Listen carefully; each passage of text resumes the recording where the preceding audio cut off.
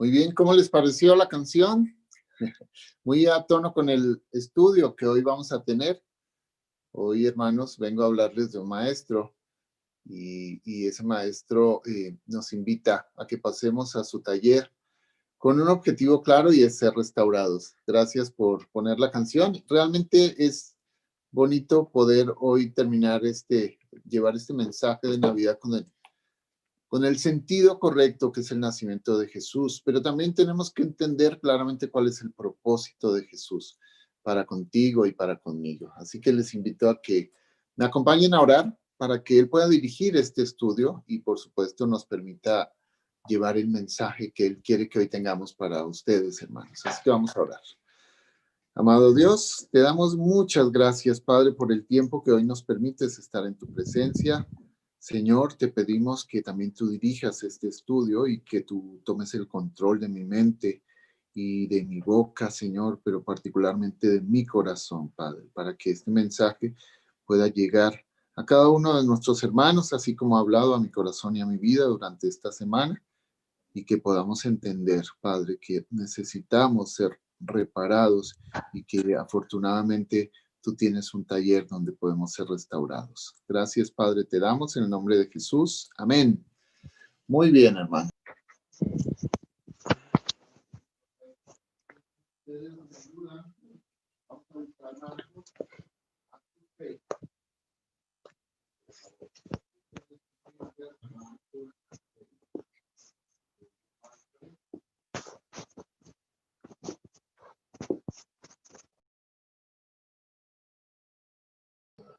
No se ve nada. Ok, ahora sí ya me escuchan, hermanos. Sí, hermano, yo sí. O sea que llevo media hora hablando y solo. No media hora, pero casi. Terminaste de orar y ya me escucharon. Pero sí me escucharon orar, ¿cierto? Sí, okay. Sí, hermano, amén. Gracias. Hablaba como el loquito. Marcos 6, del 1 al 3, por favor. Aquí vamos a ver una historia de Jesús cuando regresa a Nazaret. En ese momento que regresa a Nazaret es un maestro transformado, pero veamos un poquito, aunque yo estoy queriendo arreglar esto, un poquito los versículos anteriores, el capítulo anterior aparecía cuando estaba liberando a un endemoniado gadareno y después cómo también pudo sanar a una mujer que tenía flujo de sangre y también vemos a Jesús con poder cómo puede sanar a la hija de Jairo. En realidad vemos a Jesús con poder y vemos que llega a su tierra, a Nazaret, y en el versículo 1 vamos a leer así, dice, salió Jesús de allí y vino a su tierra, y le seguían sus discípulos. Y llegado el día de reposo, comenzó a enseñar en la sinagoga, y muchos, oyéndole, se admiraban y decían, ¿de dónde tiene estas cosas? ¿Y qué sabiduría es esta que le es dada? Sorprendidos decían, ¿y estos milagros que por sus manos son hechos?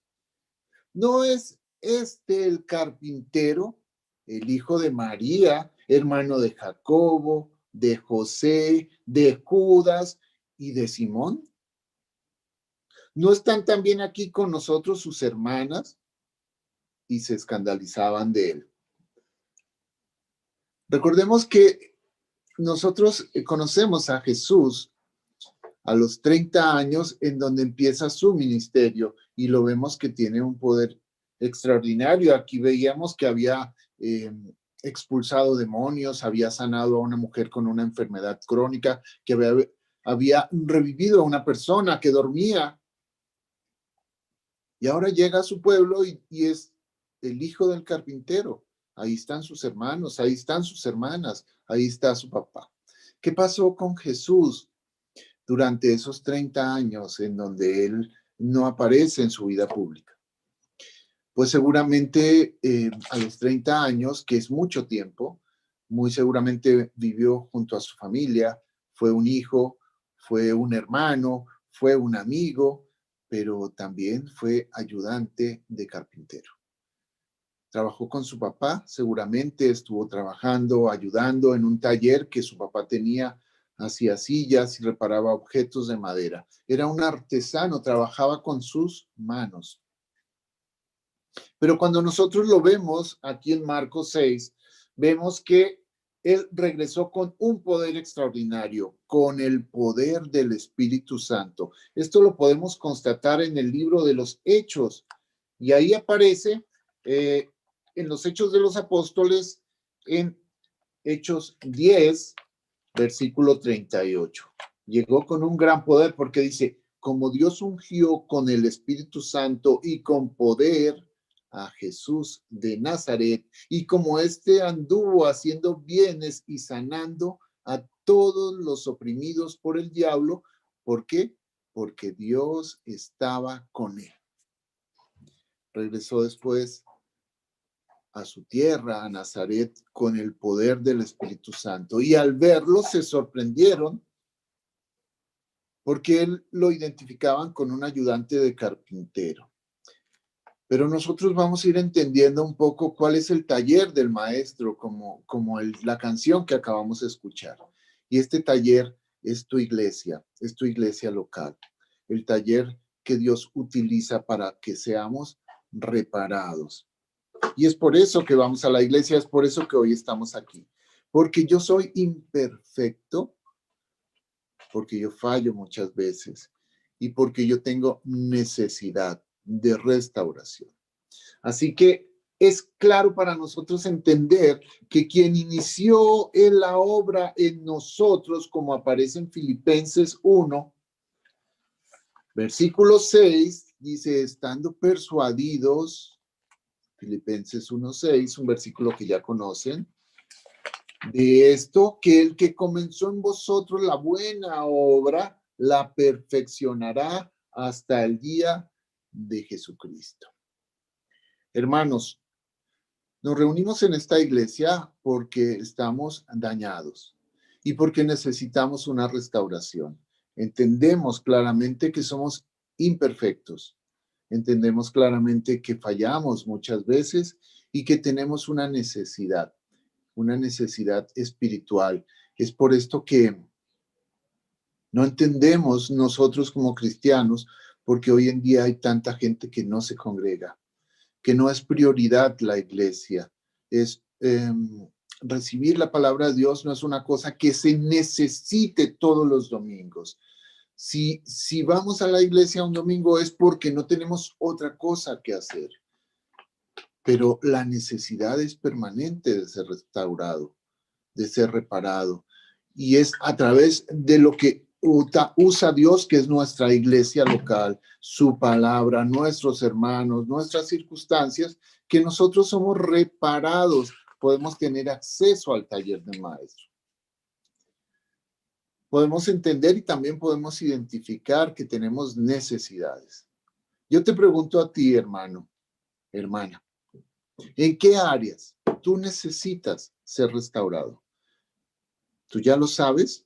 Porque si no conoces en qué áreas tienes una necesidad de reparación, tienes la necesidad de ir a tu taller, a tu iglesia local, para ser restaurado y reparado, entonces tenemos un problema, porque no podemos identificar nuestro pecado. Tal vez tenemos un poquito de ceguera espiritual. Algunos de nosotros, los más comunes y corrientes, los más normales, tenemos necesidad de ser restaurados en muchas áreas. Por ejemplo, necesitamos ser restaurados y reparados en nuestro carácter. Necesitamos ir al taller para ser reparados en nuestros matrimonios. Necesitamos ir al taller para ser reparados en nuestra manera de pensar. Tal vez queremos y necesitamos una restauración en nuestra salud. Hermanos, siempre pedimos por integridad. ¿Saben lo que es integridad? Que yo pueda ser el mismo en la casa, en el trabajo, en la iglesia, íntegro. Ese es un anhelo de mi corazón, tener una vida de integridad. Pero necesito ser reparado en esa área. También muchas veces muchos de nosotros necesitamos ser reparados en nuestra relación con Dios. ¿Por qué? porque ya no tenemos el mismo amor con que empezamos a trabajar para el Señor. Amor por orar, amor por evangelizar, amor por la lectura bíblica, amor por reunirnos con los hermanos, amor por tomar un estudio. Ya no tenemos ese amor. Ya encontramos cada vez más cosas que nos puedan separar y que nos permitan decir, hoy no voy a la reunión de estudio, hoy no voy a la reunión de rendición de cuentas, hoy no puedo ir a la reunión de oración, es que hace mucho frío. Hoy ya no me puedo congregar en esta iglesia. Necesitamos ser reparados en nuestra relación con Dios. Cuando te cuesta trabajo decir, Señor, que mi primer pensamiento en el día sea para ti, y me cuesta trabajo porque en mi mente se meten una cantidad de ideas y de pensamientos que no me permiten orar contigo y tener comunión. Hermanos, necesitamos ser reparados en nuestra sexualidad. Necesitamos ser reparados muchas veces en nuestra manera de hablar. Dios quiere repararnos y llevarnos a esa condición que teníamos antes de la caída, a esa condición que teníamos antes del divorcio, antes del enfriamiento, antes de ser decepcionados por un pastor o una iglesia, antes de haberle dado el clic a ese teléfono celular, a esa computador para ver cosas que no convienen. Señor, necesitamos ser reparados antes de esa mala conversación. Necesitamos ser reparados antes de tomar esa decisión de ese vicio que nos separa y nos roba nuestra comunión con Dios. Necesitamos ser reparados. Dios quiere hoy reparar tu vida antes de esa relación rota que perdimos con Dios. Y ese es el carpintero que vemos aquí en Marcos 6. Es esa relación que tenemos con un carpintero, el hijo de una mujer, el hijo de un hombre, un hijo, un hermano, un amigo, el hijo de un carpintero. Ese carpintero que nació hace más de 2000 años quiere reparar tu corazón. Pero necesitamos definir en qué áreas de tu vida necesitamos una reparación. Y miren, si ustedes me ayudan a encontrar un versículo que sería tal vez el versículo principal, que está en Jeremías 15, por favor, vamos a encontrar una promesa, porque la Biblia está llena de mandamientos y también está llena de promesas. Y los mandamientos se hicieron para ser obedecidos. Y las promesas las podemos disfrutar. Pero previo a una bendición hay un acto de obediencia. Y esto es lo que yo quisiera que me ayudaran a buscar. Jeremías 15, vamos a buscar versículo 19 al 20. La promesa de restauración. Dios habla y se compromete a restaurar, a reparar al hombre. ¿Qué dice en Jeremías 15, 19? Bueno, dice esto: por tanto, así dijo Jehová, si tú te conviertes, yo te restauraré. Si tú te conviertes, yo te restauraré y delante de mí estarás. Y si te entresacases lo precioso de lo vil, entresacases lo malo de lo bueno, lo precioso de lo vil, serás mi vocero, serás como mi boca, y convertirás a ellos y convertirás ellos a ti. Tú serás influencia sobre las personas y tú no te convertirás a ellos. Si te conviertes, la promesa dice, yo te restauraré. ¿Ustedes saben qué significa conversión? Yo encontré esta definición de conversión que quiero compartirles. Conversión, hermanos, es un cambio, una transformación radical de tu vida. Que el Espíritu Santo, recuerdan en el libro de los Hechos, que Jesús llegó con poder porque su papá Dios le había dado el poder, había sido ungido por el Espíritu Santo y llegó con el poder de sanar, de expulsar demonios, de transformar vidas, de revivir muertos. Bueno, Pero es que nosotros cuando recibimos a Cristo, recibimos y somos sellados con el Espíritu Santo. Entonces una conversión es ese cambio radical que el Espíritu Santo realiza en el hombre cuando éste, habiendo oído y creído. Porque podemos escuchar por este oído y nos puede salir por este otro. Pero cuando nosotros escuchamos, también creemos. Cuando escuchamos y creemos la palabra, se vuelve a Dios, tú te vuelves a Dios y te arrepientes de tus pecados y recibes a Jesucristo como Señor para empezar una nueva vida. Si tú ya recibiste a Cristo como tu Señor y Salvador y tu vida no ha cambiado, sigues siendo el mismo. ¿Te has preguntado si realmente recibiste a Jesús? Si tienes el poder y la unción del Espíritu Santo, si ha habido en tu corazón arrepentimiento, recuerda qué áreas de tu vida necesitan ser cambiadas. Y esto implica reconocimiento. Necesito, Señor, que cambies mi carácter, mi forma de hablar, mi manera de ver, mi forma de actuar, lo que veo, lo que oigo, lo que hago. Pero si ni siquiera eres capaz de reconocer eso, ¿cómo puedes entrar al taller? Es como si llevaras una mesa o una silla al taller de un maestro en carpintería y le dijeras, pues necesito que me arregles este comedor o esta sillita, pero no sé de qué está dañada. Ahí usted le busca.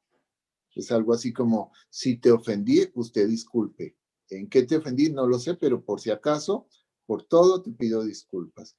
¿Qué ofensa para Dios? Si yo no reconozco en qué áreas necesito ser cambiado. Yo necesito tener un concepto claro, arrepentimiento. Arrepentimiento viene de una palabra griega que significa metanoia. Quiere decir cambiar mi manera de pensar, cambiar tu manera de pensar. Mire, hermanos, no es acostumbrarse al pecado. No es acomodar tu pecado, no es justificar tu pecado, no es decir que es que así soy, pero yo tengo una relación con Dios. Sin embargo, no he podido superar este pecado. ¿Por qué? Porque todos pecan. El pastor peca, el anciano peca, los hermanos pecan y yo también. Todos pecan, yo también peco. Ya me acostumbré al pecado. ¿Por qué? Porque estoy viendo a un hermano, a una hermana, a un pastor. Dejé de ver a Cristo y empecé a ver al hombre. Por lo tanto, mi pecado no es tan malo, porque todos pecan. Pero mi vida no puede ocultar una vida pecaminosa.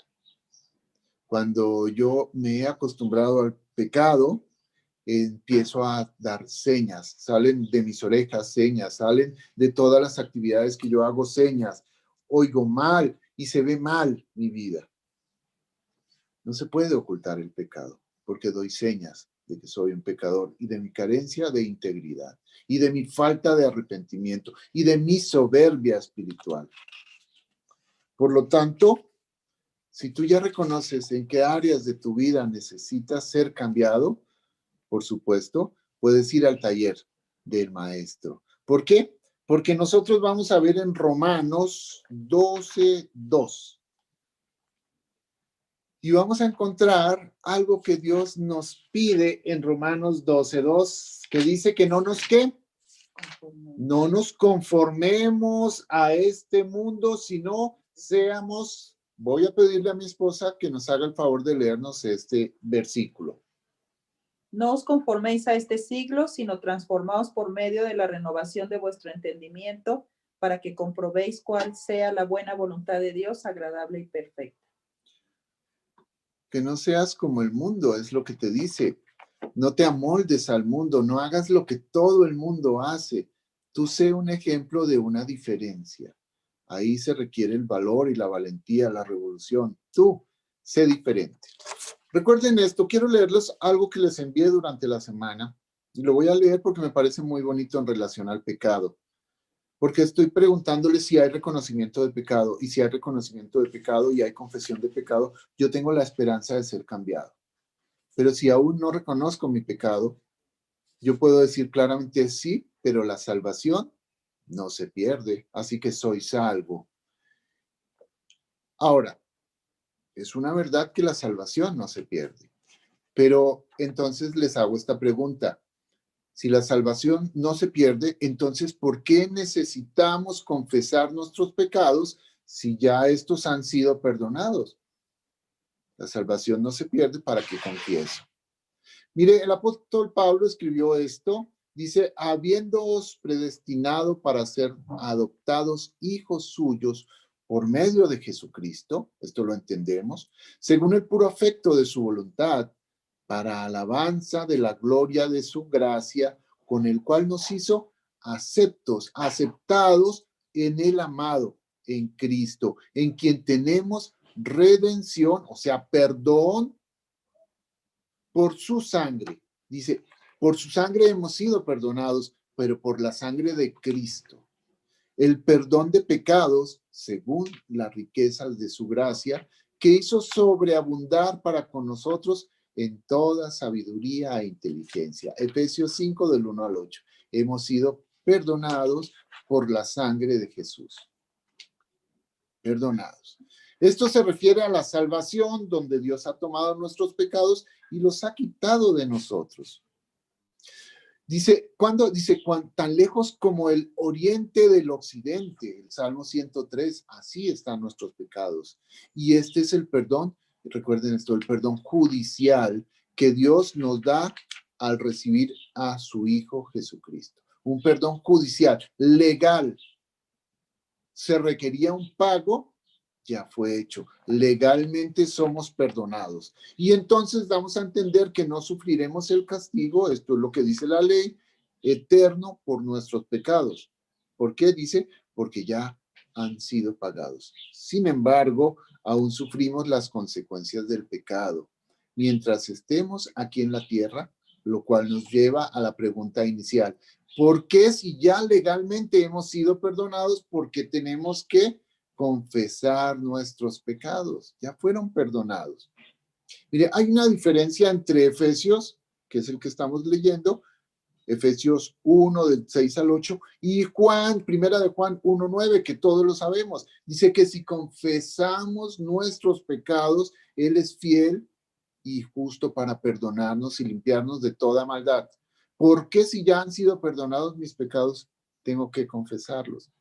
Y es que Juan está hablando de lo que llamamos otro perdón, que es el perdón familiar o relacional. Recuerden que tenemos un perdón que es el perdón judicial o posicional. Mi posición en Cristo, al recibir a Cristo, tengo un perdón judicial. Pero también existe otro, que es el perdón familiar. Pero no estarlos haciendo bolas en su cabeza. Sencillo. Recibo a Cristo, soy perdonado judicialmente de mis pecados, pasados, presentes y futuros. Pero hay otro que es en mi relación con Dios, que es el perdón familiar. Es aquel que obtiene cada creyente en el momento que recibe a Cristo. Es importante. Mire, aquí ponemos un ejemplo. Es como el que hay entre un papá y un hijo. Dice, por ejemplo, si le haces algo malo a tu papá, no cumpliendo con sus expectativas o reglas, tu relación se afecta, pero aún eres su hijo. Tú puedes ofender a tu padre y a tu madre, pero aún eres su hijo. Y la relación se ve afectada hasta que tú admitas o reconozcas ante tu padre que hiciste mal. Yo, hijo, ofendo a mi padre, no dejo de ser su hijo, pero mi relación se rompe hasta que yo admita y pida perdón. Y en ese momento se restaura la relación. ¿Sí o no? Bueno, es exactamente lo mismo que sucede con Dios. Nuestra relación con Él se daña con el pecado hasta que confesemos nuestro pecado. Es por eso que entendemos que si confesamos nuestro pecado, implica reconocimiento. Él es fiel para perdonarnos, ¿no? Cuando confesamos nuestro pecado, la comunión es restaurada. Este es el perdón de relación, padre e hijo. Y es por eso que yo les decía antes, bueno, no es que yo me acostumbre al pecado y mi pecado esté justificado, porque cuando yo sé que he pecado contra Dios, porque todo pecado es contra Dios, mi relación con Él se rompe. Y esa es la razón por la cual yo no puedo ir a la iglesia. Esa es la razón por la cual yo no puedo leer bien mi Biblia. Esa es la razón por la cual yo no voy ni asisto a reuniones. Es la razón por la cual yo empiezo a ver más al hombre que a Dios y empiezo a juzgar a los líderes de la iglesia y a los hermanos de la iglesia. ¿Por qué? Porque estoy buscando una justificación, pero en el fondo mi relación con Dios está rota. La confesión de los pecados nos ayuda a evitar la disciplina del Señor. Sí, porque quiere decir que yo estoy arrepentido y que tengo el firme propósito de no volver a pecar. Pero si no confesamos el pecado, es seguro que vendrá la disciplina del Señor hasta que lo confesemos. Yo puedo decir, perdón, sí, perdón, pero no es de corazón y yo sigo haciendo lo mismo. Y entonces Dios te va a presionar hasta que tú confieses de manera correcta y sincera que quieres ser cambiado. Y ahí empieza el proceso de restauración. ¿Queremos entrar o no al taller del maestro? ¿O queremos seguir igual? Porque si queremos seguir igual, entonces no existe el perdón familiar. Ese perdón que nosotros estamos hablando y que va de la mano con nuestra relación con Dios. Y entonces vamos a seguir viendo consecuencias de nuestro pecado no confesado, no admitido, asolapado, encubierto en mi vida. Y tristemente lo veremos en nuestra vida reflejado. Aún lo vemos en la vida de los seres que amamos, aún lo vemos en nuestra relación con la pareja, aún lo vemos en nuestra relación con los hermanos. ¿Por qué? Porque encubres tu pecado. ¿Perdiste tu salvación? Tal vez no. Perdiste tu relación. Y eso es importante. Si yo no entro al taller, yo no puedo ser restaurado. Si yo no voy al taller de Jesús, yo no puedo ser transformado porque mi mente no cambió, porque yo sigo siendo el mismo y ahí no hubo entonces una conversión. Recuerden que el concepto de conversión es un cambio radical y esto es importante. Pero veamos una cosita. Cuando uno entra a un taller, ahí hay instrumentos, ¿no? Hay martillos, hay clavos, hay fuego, hay muchos elementos para ser transformado. Bueno, aquí también, cuando tú entras al taller del maestro, vas a encontrar algunos instrumentos. Yo les voy a hablar de 3 instrumentos nada más. Bueno, de 4, porque el primero tiene doble propósito. Así que les voy a pedir, por favor, que busquen Jeremías 23. Jeremías 23. Y vamos a encontrar el primer elemento que Dios utiliza. Jeremías 23. Quien lo haya encontrado, diga amén. Amén. Amén. Levanta la mano. Muy bien. Todos encontramos. Jeremías 23. Gracias por la rapidez. Jeremías 23, 29. Entonces vamos a buscar el versículo 29. Y dice Dios, ¿no es mi palabra como fuego? Primer elemento, el fuego. No es mi palabra como fuego, dice Jehová, y como martillo que quebranta la palabra.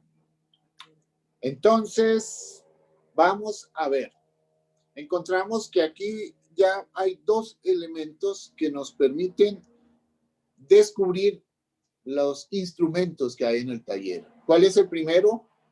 Dice la palabra de Dios. La palabra de Dios es como fuego y también es como un martillo que quebranta, vamos a decir que la piedra, porque mi corazón es de piedra cuando yo encubro mi pecado y me acostumbro a él y lo solapo y lo consiento y lo defiendo y lo justifico. Necesito fuego y necesito piedra, ¿sí o no? Yo estoy pensando que cuando prepara uno una predicación, y una de las cosas que le pido es, Señor, yo no quiero que ninguno de mis hermanos o hermanas sienta que es una alusión personal y se sientan ofendidos. Yo amo a mis hermanos, no quisiera que lo que yo les dijera a través de una predicación fuera hacia alguien en particular. Pero muchas veces cuando escucho una predicación del pastor o de Jorgito o del mismo nuestro hermano Christopher que dio una predicación linda o a cualquiera de los hermanos, yo digo, ay, este no me lo está diciendo a mí, ¿cierto? No, es conmigo, o me conocerá algo. Pero yo me doy cuenta que no es la persona, no es el pastor, no es Jorge, no es el doctor Abondano, no, es el martillo. Es el martillo, es la palabra de Dios. Dale duro a tu corazón, Señor. Y si yo necesito que tú lo golpees y necesito que tú lo metas en fuego para que lo puedas moldear, pues gloria a Dios, Señor, porque necesito. Muchas veces hay cosas que yo reconozco, pero también hay cosas que yo ya no puedo ver. Y yo necesito que Dios me las muestre, como decía el rey David, muéstrame, perdóname los pecados ocultos, de esos que ya ni siquiera puedo ver, porque ya me acostumbré tanto a ellos que ya hasta los justifico, los comparto, vivo con ellos,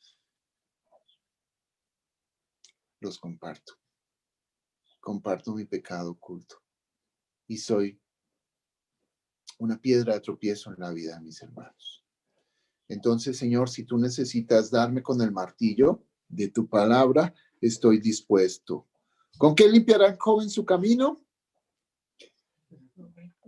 Con escuchar la palabra de Dios. Así que toda tu vida, hermano y hermana, tienes que exponerlo a la luz de la palabra. Si no encaja por ahí, entonces algo está mal y necesitas entrar al taller de ese maestro. Por eso es que debemos leer la Biblia. Por eso es que debemos oír estudios, predicaciones. Por eso es que debemos tener comunión con hermanos que hablan de la palabra de Dios. A veces tenemos mucha comunión con gente. Escuchamos muchas palabrotas, escuchamos muchas cosas que son realmente ofensas a Dios y tenemos poca comunión con los hermanos que comparten y viven el mismo espíritu de Dios. Necesitamos vivir la Biblia, necesitamos expresarnos de una manera que honre a Dios. Así que es el primer herramienta que utiliza Dios, es un martillo y es fuego. Por eso este es doble. El segundo punto, ¿con qué Dios, qué otra herramienta tiene? Vamos a buscarlo en Proverbios 27, 17, el que primero lo encuentre. Proverbios 27, 17, es uno que ya conocemos todos, pero lo quiero leer. ¿Qué dice? Hierro con hierro se aguza, y así el hombre aguza el rostro de su amigo. Ok, hierro con hierro se afilan, ¿no? Dicen otras versiones. El hombre con el hombre se sacan filo. ¿Cuál es la otra herramienta que el maestro utiliza para moldear esta silla, para moldear esta mesa? Utiliza al hombre mismo. Mire, hermanos, Dios puede poner personas para que te ejercites. Te puede poner personas para que te ejercites en la paciencia. Te puede poner personas para que te ejercites en el amor. Te puedes poner personas para que te ejercites en la paz. Y uno dice, pues me va a poner a alguien bien pacífico, bien amoroso o bien paciente. No, muchas veces para que te ejercites en la paciencia, te pone a alguien que pone y desafía tu paciencia. Te pone a alguien que es difícil de amar. O te pone a alguien que desafía tu manera de no perder el control y la boca y las acciones. Dios puede poner personas. Uno quisiera que ojalá pusiera en nuestra vida a nuestro pastor, que ahí está, a la esposa del pastor, que ahí está, a los ancianos, al diácono, a los hermanos amorosos para que te hablen bonito y te digan, ay, hermanito, hermanita, mire esto que tú estás haciendo. Sí, a veces escuchamos, pero a veces Dios nos habla muy bonito y no oímos. Pero nos pone a alguien de nuestro propio calibre, y vaya que sí escuchas, ¿no? ¿No entendías? Pues te pongo a alguien para que aprendas lo que es la paciencia, para que aprendas lo que es el amor y para que aprendas lo que es la paz. ¿Por qué? Porque así somos. A las buenas, poquito, pero a las malas, y ya después estábamos sufriendo y tristes y acongojados. No me alegra, por supuesto que no, a nadie. Pero ¿por qué no entendimos a las buenas? Bueno, pues Dios usa personas, ¿ok? Dios quiera que escuches su palabra. Dios quiera que escuches a un hermano en un estudio. Dios quiera que escuches a los hermanos en una reunión, a las hermanas en una reunión de oración que te hablan con amor y oramos por ti. En el grupo de la iglesia, oramos, amén. Todos estamos unidos. Pero a veces no escuchas y te toca las malas. Y si te toca las malas, gloria a Dios. Porque Dios está pendiente de ti, de tu necesidad, porque Dios está trabajando. No creo que la madera se sienta bien cuando la están martillando, enterrándole un clavo, la están cortando o la estén limando. Si la madera tuviera nervios, ¿cómo se sentiría cuando le pasan una lija encima para pulirla? O le están metiendo un clavo o la están serruchando. Pues no creo, pero dice que a los que aman a Dios, y ya me adelanté de versículo, pero bueno, pero va a lo mismo, ¿no? Ahorita lo concluimos bien. Entonces, usa su palabra como un martillo y el fuego, pero también usa personas para que te afilen. Y el punto número 3, Dios usa las circunstancias. Y puede usar circunstancias en tu vida. Vemos personajes en la Biblia que han estado en hornos de fuego o en fosos con leones o han estado en medio de una tormenta en el mar o naufragios. Dios usa personas. Ese es su taller, un taller de vida. Yo quisiera que fuera la iglesia, donde las vidas son transformadas, donde son guiadas, redirigidas, donde los estudios, donde la palabra de Dios, donde las reuniones de oración. Eso sería lindo. Pero recuerden que no somos fáciles y yo soy el primero, el más difícil.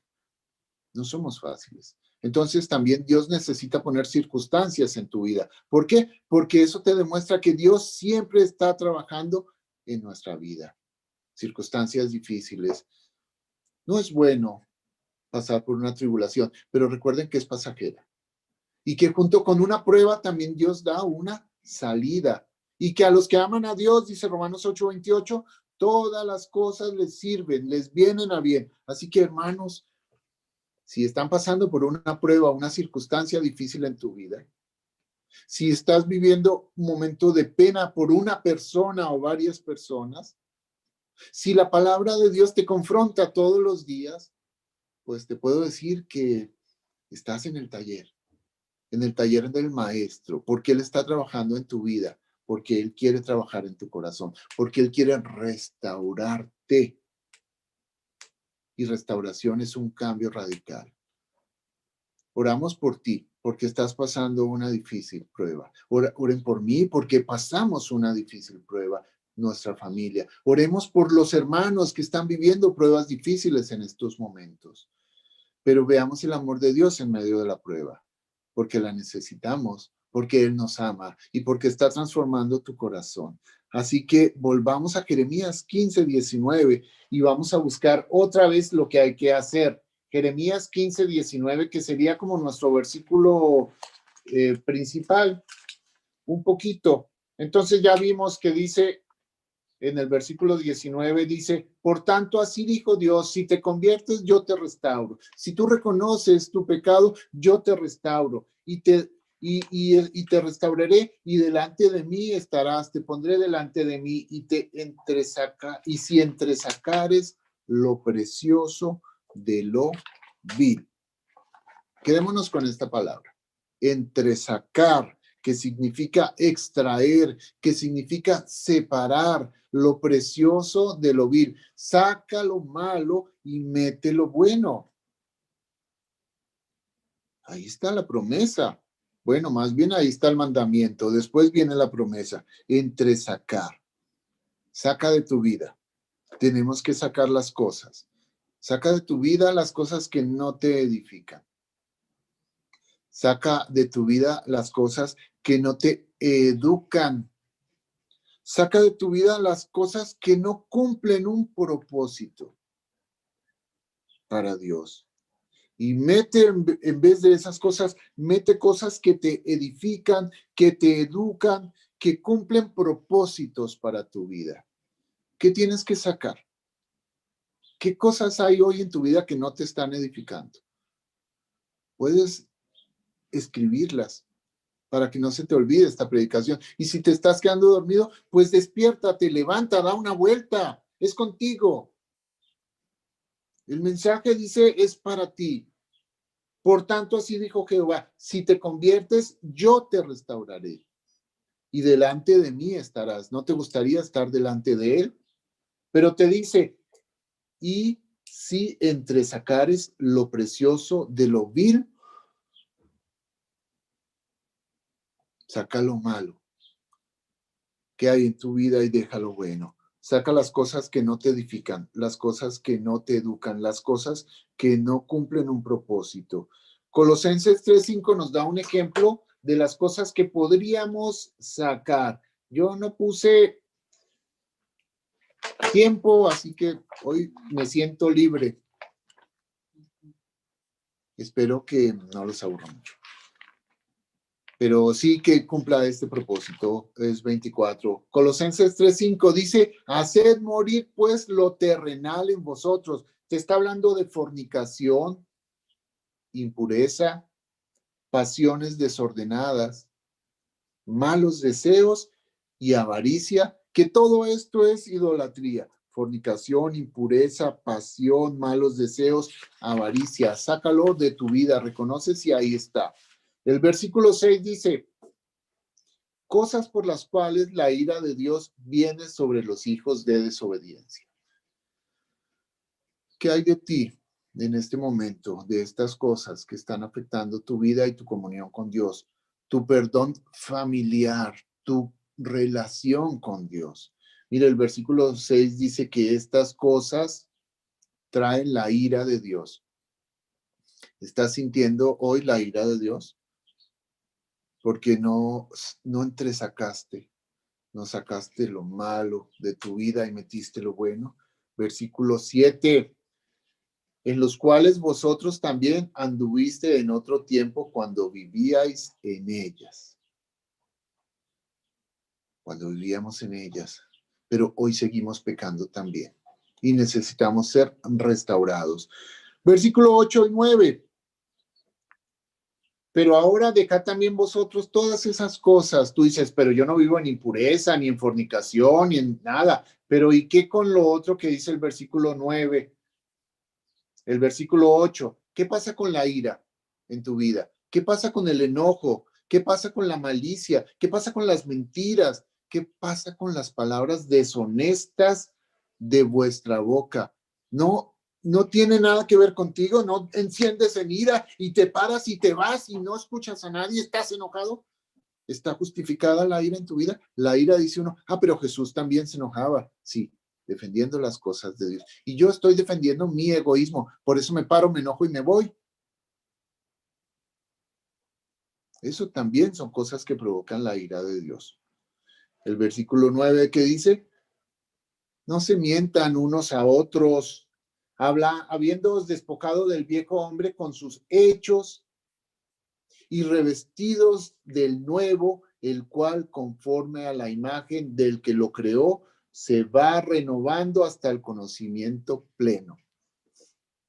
Hermanos, estamos en un proceso de transformación. La predicación es para mí, es para mi familia, es para mis hermanos, no es personal. Pero necesitamos ser renovados. Todos. Este es un proceso de transformación en tu vida. Yo al ver este estudio me he dado cuenta que estoy frío, que soy un pecador. Pero cuando leí el devocional de la semana dije, soy salvo. Pero mi relación familiar con Dios está resquebrajada. Y Él no está esperando para cobrármela. Él me ha dado muchas oportunidades. Yo no las quise escuchar. Hasta que mandó una prueba a mi vida. Hasta que mandó una persona para que me afilara. Porque la Biblia estuvo siempre ahí. Y muchas veces la leí, pero muchas veces pensé que no era para mí. ¿Qué quiere Dios para ti? Colosenses 3:12 te dice, por favor búsquenlo. Colosenses 3:12 dice, vestíos pues como escogidos de Dios. Te están hablando a ti. Tú eres escogida. Tú eres escogido, hermano. Escogido por Dios. Tú eres santo. ¿Tienes un espejo? Mira un santo. Tú eres santo. Tú estás llamado a vivir en santidad. Ese es el llamado. Santo porque cuando Dios te mira a ti, no te mira a ti. Aun cuando tú estés pecando, mira a Cristo que vive en ti. Nosotros estamos llamados a ser santos y amados de entrañable misericordia, de benignidad, de humildad, de mansedumbre, de paciencia. Qué difícil, ¿no? Paciencia, Dios, dame paciencia, y te pone a alguien para que mida tu paciencia. ¿Eres manso o eres de los que te enojas rápido y dices, es que yo soy de mecha corta? ¿Realmente eres una persona humilde, benigna, que siempre vean en ti benignidad, misericordia? Como santos, amados y escogidos por Dios. ¿Qué ven en ti las personas en tu trabajo? Tus compañeros de trabajo, ¿qué piensan de ti? ¿Que eres esto? Cuando vas conduciendo, cuando estás en una tienda, cuando vas a un restaurante, ¿qué ven en ti? ¿Qué ven en ti tus hijos? ¿Qué piensa tu esposa? Eso es lo más difícil, pues te conoce todos los días. Ve esto que mencionamos en Colosenses 3:12, un hombre humilde, benigno, paciente, manso, o ven un tigre. Y yo estoy muy lejos de ser eso. Y eso es lo que pienso que Dios quiere transformar en tu vida y en mi vida. Pero recuerda esto, podemos ir al taller, podemos ser cambiados. Hay una promesa en Jeremías 15:19 y vamos a ir otra vez a Jeremías 15:19. Ya deberíamos sabernos de memoria, ¿cierto? Pero es exactamente lo mismo. Por lo tanto, así dijo Jehová, me voy a quedar con esto. Si te convirtieres, yo te restauraré y delante de mí estarás y si entresacares lo precioso de lo vil, tú serás mi vocero y convertirás a muchas personas y tú no te convertirás al mundo. Cuando te vean a ti ya no serás como el mundo. Dice, te restauraré, estarás delante de mí y serás mi vocero.